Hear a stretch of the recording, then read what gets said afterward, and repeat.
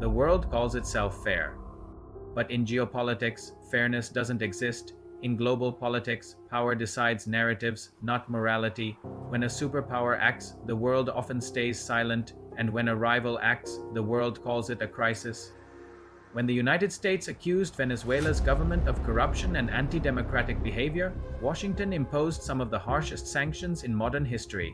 It didn't stop there. The US blocked Venezuelan oil tankers, froze billions in assets abroad, and at one point US Navy ships surrounded parts of the Caribbean, tightening strategic pressure on the country. And despite this, almost no nation inside the United Nations openly confronted the US, because going against the world's strongest military and financial power has consequences. But when Russia invaded Ukraine in 2022, the global reaction was completely different. Why? Because the geopolitical context was different and the balance of power was different. After the USSR collapsed in 1991, Russia believed Western nations had verbally assured that NATO would not expand eastward, especially not toward Ukraine, a claim debated to this day.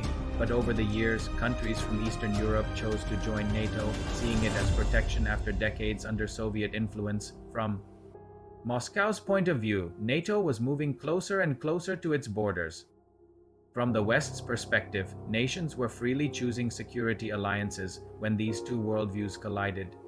War became the tragic outcome. So why was Venezuela seen as pressure, while Ukraine was seen as sovereignty?